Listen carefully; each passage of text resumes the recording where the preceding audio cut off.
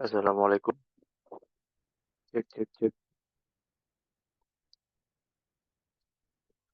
Assalamualaikum warahmatullahi wabarakatuh. Mohon izin atasan, mohon izin senior menyampaikan. Izin memperkenalkan diri. Nama Taruna Remaja Muhammad Eko Tafani, Notar 2201233. Mohon izin untuk mempresentasikan terkait dengan teknik analisis kecelakaan dan keselamatan kereta api, yaitu pada materi pembelajaran teknik pengolahan data faktual kecelakaan kereta api.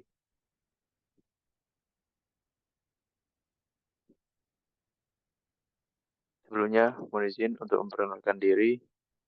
Nama Taruna Remaja Muhammad Eko Tafani, Notar 2201233, asal kelas TD 2.17.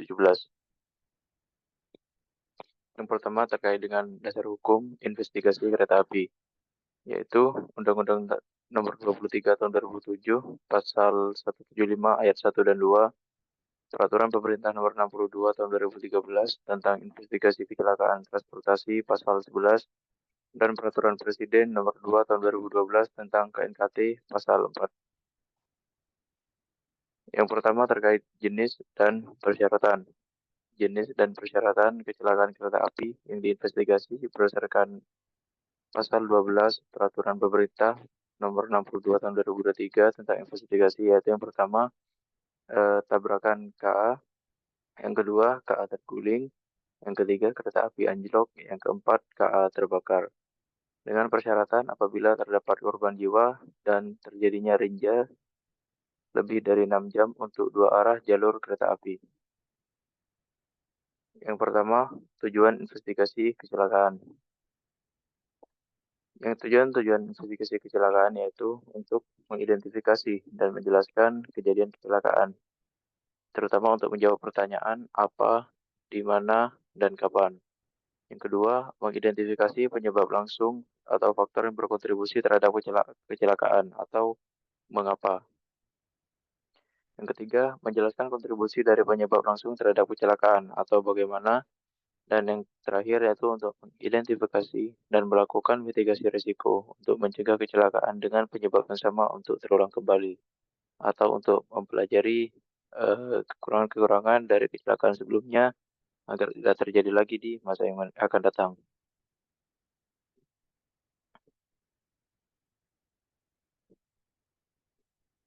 Hasil temuan investigasi. Hasil temuan investigasi memiliki beberapa manfaat, yaitu yang pertama dapat dibuktikan secara langsung dari informasi faktual. Yang kedua dapat dijadikan sebagai rekomendasi keselamatan. Yang ketiga dapat dijadikan kepentingan berdasarkan tingkat risiko kecelakaan, bukan derajat kontribusi terhadap kecelakaan. Yang keempat diurutkan dalam tahapan logis atau umumnya sesuai aturan kronologis. Selanjutnya terkait dengan metode analisis kecelakaan. Satu di antara metode analisis kecelakaan adalah pembuatan sequence of event dan ASIMAP. Berdasarkan informasi faktual yang diperoleh dalam memahami urutan kejadian kecelakaan, khususnya jika terdapat beberapa faktor yang kompleks dalam periode sebelum kejadian dan harus meninjau aspek yang berbeda. Seperti yang kita lihat di sini, ini merupakan contoh dari sequence of event. Tabel yang menunjukkan sequence of event. Contohnya di sini pada jam 08.00 terjadi aksinya atau kejadiannya yaitu driver atau pengemudi kereta api berdiskusi atau berkomunikasi dengan signaler atau pemberi sinyal. Dengan keterangan di sini yaitu dia berdiskusi setelah berhenti pada red signal atau sinyal merah, dan seterusnya hingga terjadinya kecelakaan pada pukul 8.25, yang dimana keterangannya berupa kereta train hits crane atau kereta menabrak crane. Selanjutnya terkait dengan analisis. Analisis merupakan proses mengurai suatu persoalan yang kompleks menjadi bagian-bagian yang lebih rinci agar dapat tercapai suatu pemahaman yang lebih baik atas persoalan tersebut. Jadi dalam analisis itu ada investigasi analisis. Investigasi analisis ini terdiri dari beberapa analisis, seperti safety factor analysis, risk analysis, safety action development, analisis review, dan yang jadi perhatian di sini yaitu evidence analysis. Kita akan membahas lebih lanjut terkait dengan evidence analysis atau analisis bukti. Jadi evidence analysis yaitu untuk merubah data menjadi bukti-bukti, membatasi aktivitas yang akan direview, diorganisir, dan diinterpretasikan datanya, menyediakan platform untuk safety factor dan safety factor analysis, dan may involve developing general findings atau bisa juga melibatkan temuan-temuan yang umum atau temuan-temuan lain. Dan yang terakhir yaitu may identify some safety factor hypothesis, dapat digunakan untuk menghasilkan atau membuat safety factor hipotesis, hipotesa keselamatan. Jadi evidence analysis ini berangkat dari data dan dilakukan beberapa proses untuk mengolah data tersebut, seperti menganalisis sequence of event, review relevant topic, review related occurrence, apply specialist techniques, hingga didapatkan suatu event ke key facts atau fakta utama, fakta kunci, temuan-temuan, dan hipotesis keselamatan. Dari sini juga berangkat dari data kita bisa mengidentifikasi topik atau topic of interest atau bahasan pokok, mereview data yang ada, mengorganisir data, mengidentifikasi fitur dan pola, merangkum beberapa kunci-kunci atau kata kunci utama, mereview data yang hilang, mereview safety factor, dan akhirnya sebagai kunci dan menemukan general hypothesis. Yang pertama dari mengidentifikasi topik. Identifikasi topik, beberapa topik betul-betul selalu dipertimbangkan tergantung pada tipe kejadian dan konteks persoalannya. Membutuhkan pengetahuan sesuai pada bidang utamanya serta mempertimbangkan komponen utama suatu sistem, yaitu urutan kejadian, bukti saksi-saksi, sarana prasarana dan peralatan, lingkungan operasi, personil kunci, dan operator. Organisasi data atau mengatur data. Ketika terdapat banyak data dari beberapa sumber data dikelola atau diintegrasikan dengan cara yang pertama mengikuti kronologi atau urutan, tema atau topik, yang ketiga fungsi, dan yang keempat lokasi. Contoh berikut merupakan pengelola data investigasi yang berangkat dari topik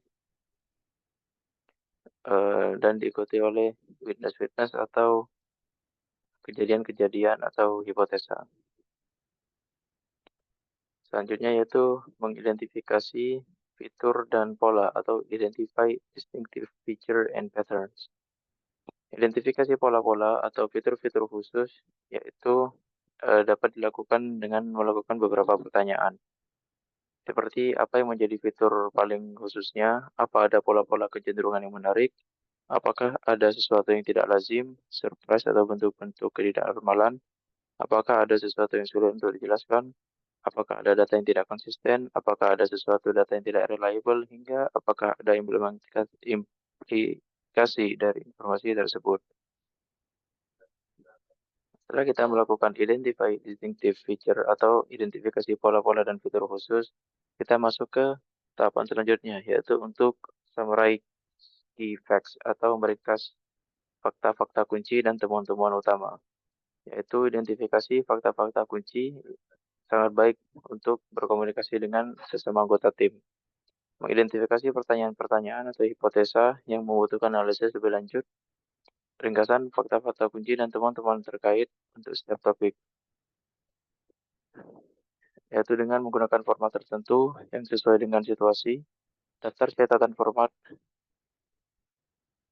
yang sesuai dengan situasi, biasanya berupa list, titik, poin, di berupa list titik poin atau poin-poin penting dalam catatan investigator. Dapat digunakan untuk menyoroti apa yang diketahui dan apa yang mungkin dapat dipertimbangkan.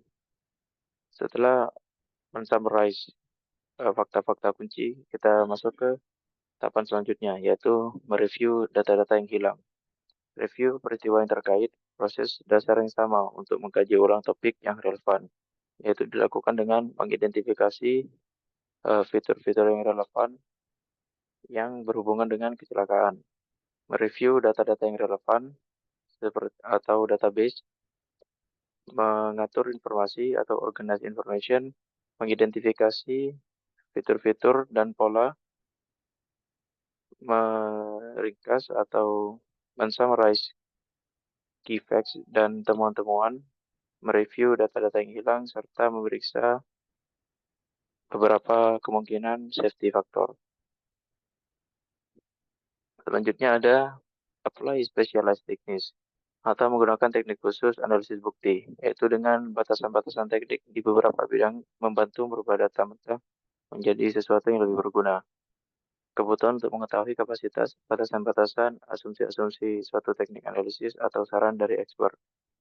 Contoh teknik khusus yaitu Human Performance Modeling atau Spatial Orientation, Mathematical Fatigue Models seperti FAID, FAST, SAFE, dan seterusnya.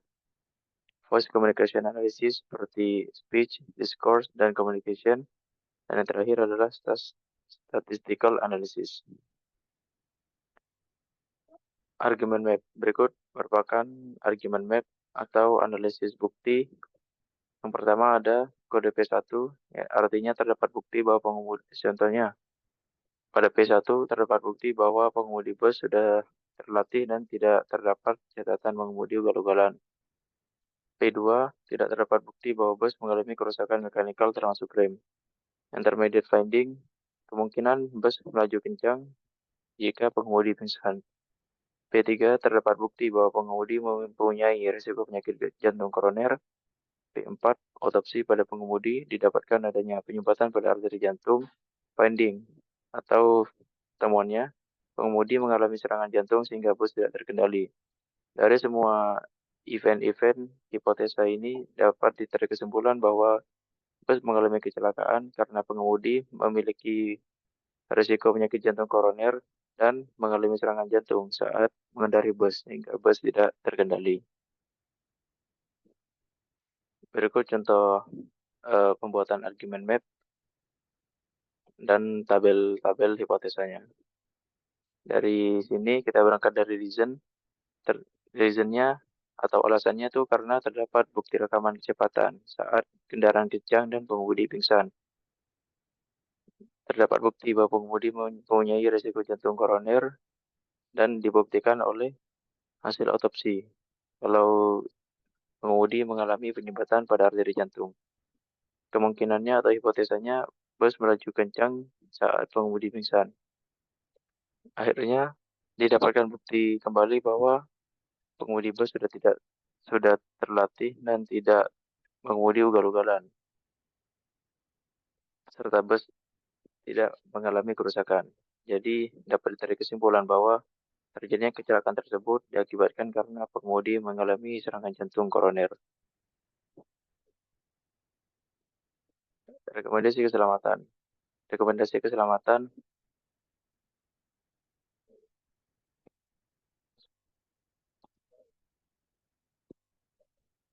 pindah.